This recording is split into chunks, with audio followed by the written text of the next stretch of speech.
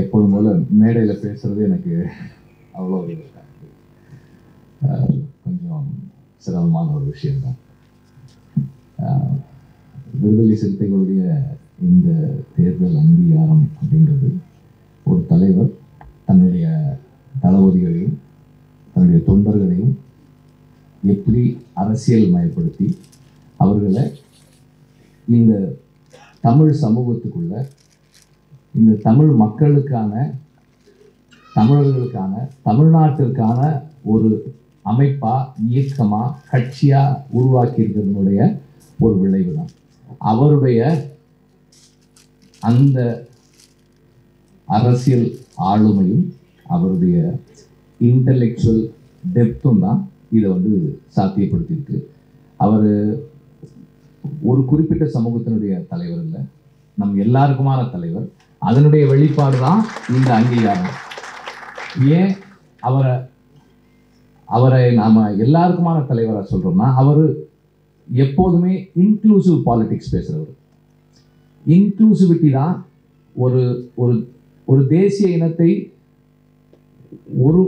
ஒருமைப்படுத்தி அதற்கு எதிரான சக்திகளை வீழ்த்துவதற்கான முதல் படி. அவர்கிட்ட எனக்கு ரொம்ப பிடிச்சது என்னன்னா, தன்னுடைய எதிரி யார், நம்முடைய எதிரிகள் யார், எதிரிகளை வீழ்த்துவதற்கு என்ன திட்டம் வேணும் நமக்கு, நாம யாரை எதிர்க்கணுன்றது தீர்மானிக்காம சண்டை போடும்போது அது எதிரிகளுக்கு தான் பலமா மாறும். அவரு ரொம்ப தெளிவா பிரிவினைவாதத்திற்கு எதிரான நிலைப்பாடை எடுத்து, சனாதனத்திற்கு எதிரான நிலைப்பாடை எடுத்து, இந்த சூழலில் யாரை ஆதரிக்கணும் யாரை எதிர்க்கணும்ன்ற தெளிவோட செயல்படுறவர். அந்த தெளிவு தான் அவரை நம் எல்லாருக்குமான தலைவராக மாற்றுது, நமக்கான ஒரு அவசியமாக்குது.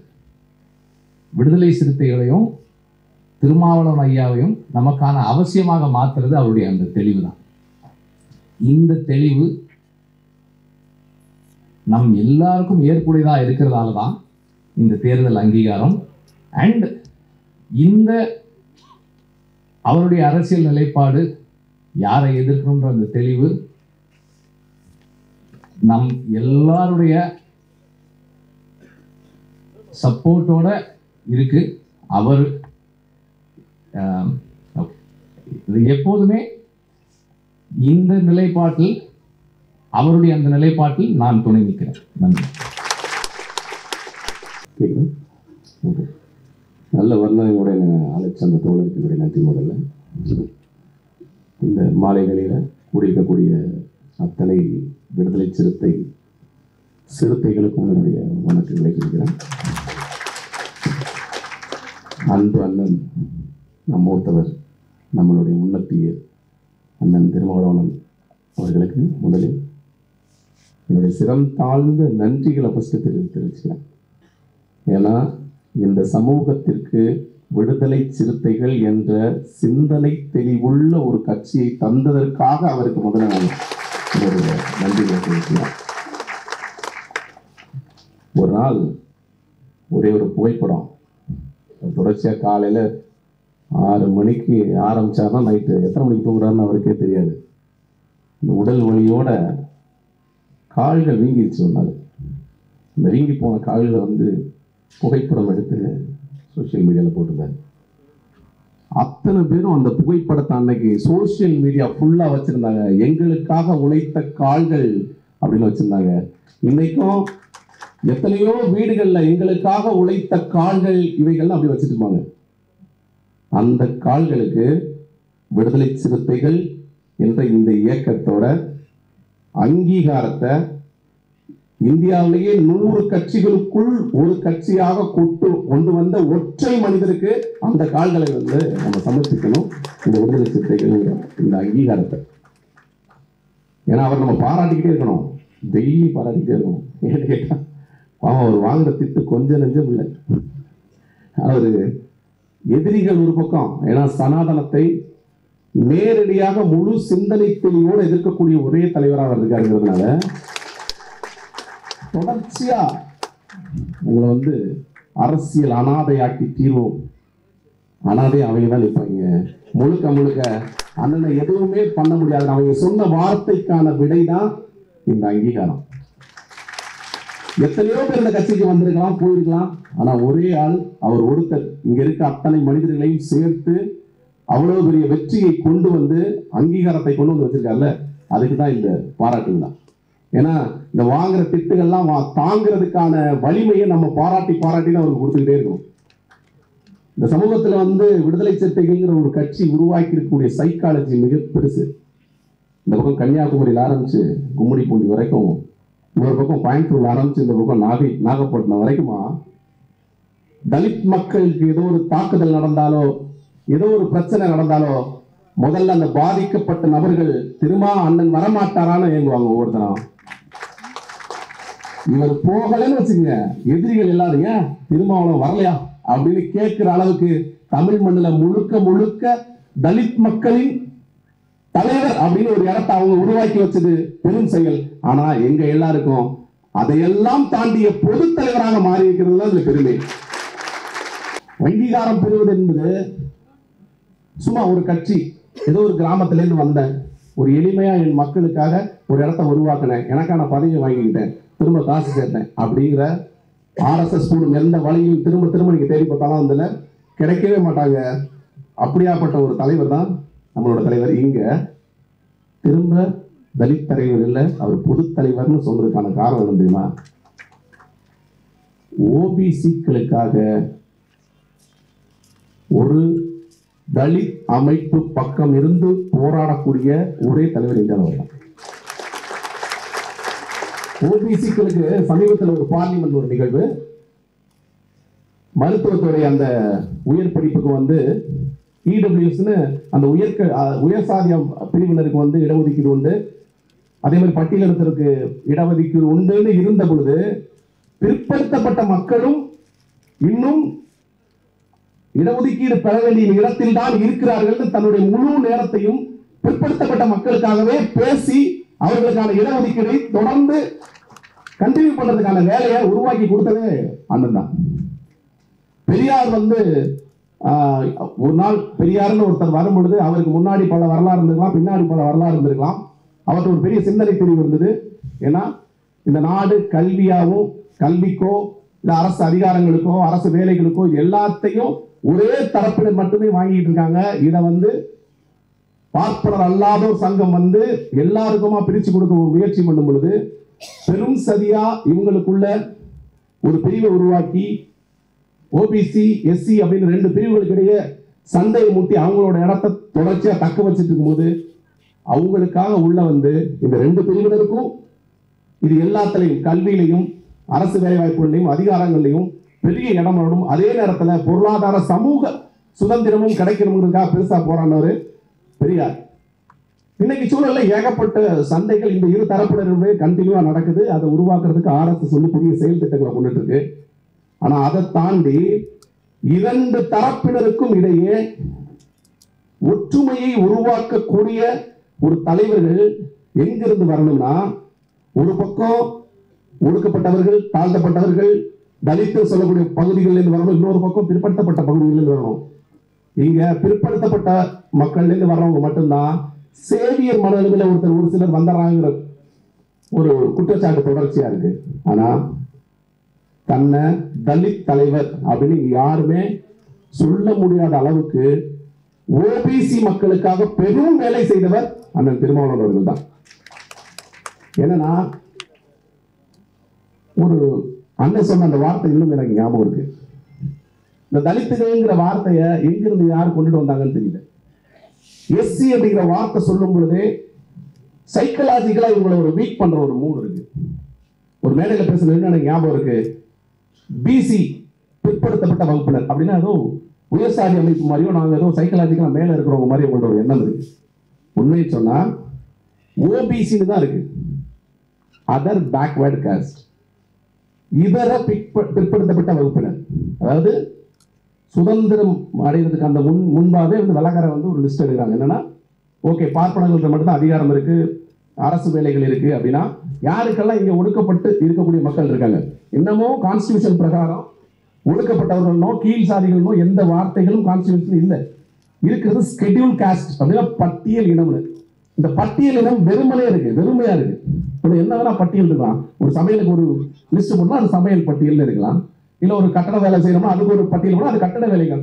வெறும் பட்டியல் இனம்னு இது சொல்றது எந்த வகையில? அது எதனுடைய பட்டியல்? கான்ஸ்டிடியூஷன்ல இன்ன வரைக்கும் சொல்லப்படாது. அவங்கள கீழ் ஜாதினோ இல்ல ஒடுக்கப்பட்டவங்களோ சொல்லப்பட எந்த வார்த்தைகளுமே இல்லை. அப்ப உண்மையான பிற்படுத்தப்பட்டவர்களோட லிஸ்ட் எடுங்கன்னு சொல்லும்போது பிற்படுத்தப்பட்டவர்களின் பட்டியல் தான் இது.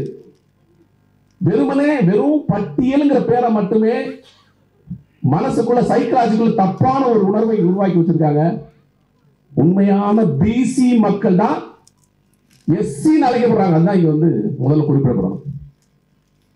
வேலைகள் எல்லாத்துலயும் எங்களுக்கும் கஷ்டம் இருக்கு, எங்களையும் பிற்படுத்தப்பட்ட மக்கள் கொண்டுட்டு வாங்கன்னு அவங்க கோரிக்கை வச்ச போது அவங்களுக்கு வைக்கப்பட்ட லிஸ்ட் தான் other backward cost. So original backward cost யாருன்னா இந்த பட்டியல் இனம் தான். இத விளக்குனது அண்ணன் தான். இது விளக்குனது அண்ணன் தான். இத இந்தியா ஃபுல்லா வந்து இதை நடைமுறைப்படுத்தணும். எஸ்சி நீ கூப்பிடுற வார்த்தை இருக்குல்ல, அது சைக்கலாஜிக்கலா வேறொரு மனநிலைமை எல்லாத்துக்கும் கொண்டுட்டு போகுதுன்னா இனிமே எஸ்சிங்கிற வார்த்தை பிசி தான் அழைக்கப்படணும்னு கோரிக்கை வைக்கிறாங்க. ஆமா, ஒரிஜினலா பிசி தான் அழைக்கப்படணும். இன்னொரு பக்கம் ஓபிசி ஓபிசியா இருக்கணும். அதர் பேக்வர்ட் காஸ்ட் நீங்க, நாங்களும் பேக்வர்ட் காஸ்ட், நீங்களும் பேக்வர்ட் காஸ்ட் அப்படின்னு வைப்போம். அதுதான் இங்க இருக்கக்கூடிய சைக்காலஜில ஒரு பெரும் மாற்றம் உருவாக்குறதுக்காக ஒரு இடமா இருக்கும். இது அண்ணன் செய்யணும்னு நான் இந்த இடத்துல என்னோட கோரிக்கை நான் வச்சுக்கிறேன். உண்மையால பெரியார் வந்து இந்த விஷயத்தை தான் தேடினாரு. எல்லாரும் பொதுவான ஒரு சமூகத்தை உருவாக்கணுங்கிற அவருடைய அந்த கோரிக்கையை தான் அவர் வச்சுக்கிட்டே இருந்தாரு. அந்த வேலையை இந்த கட்சியில வந்து விடுதலை சிறுத்தைகள்ல வெறுமனே பட்டியலின மக்கள் மட்டும் கொண்டு இந்த உரிமைகள் எல்லாத்தையும் அதிகார உரிமைகளை மட்டுமே பெற முடியாது. இரண்டு பிரிவுகளிலும், பிற்படுத்தப்பட்ட பிரிவிலும் பட்டியலின பிரிவுடன் இணைந்து ஒரு விடுதலையை பெற வேண்டும்ங்கிற சிந்தனையோடு இருக்கிற ஒரே கட்சி இந்தியாவிலே மட்டும்தான். பெரியார் உன்னை யோசிச்சார்ல, பெரியார் யோசிச்சதை இன்னைக்கு நடைமுறைப்படுத்திட்டு இருக்க ஒரே ஆள் அண்ணன் தான். உண்மையை சொன்னா அண்ணனை இனிமே சமூக நீதி பெரியார் தான் நம்ம கூப்பிடணும். உண்மையான சமூக நீதி பெரியாருடைய வாரிசு அவர் தான். பெரியாரோட உண்மையான வாரிசு அவர் தான். இன்னும் தொடர்ச்சியா இன்னும் பெரும் நிறைய செயல் திட்டம் இருக்கு. ஏன்னா எவ்வளவு பெரிய எதிரிகளையும் தொடர்ச்சியா பெருசா தாக்கக்கூடிய ஒரே அளவு தான். நிதர்சனம் அப்படின்னா அண்ணன் தான். இங்க அவர்கிட்ட பொய்யே இருக்காது.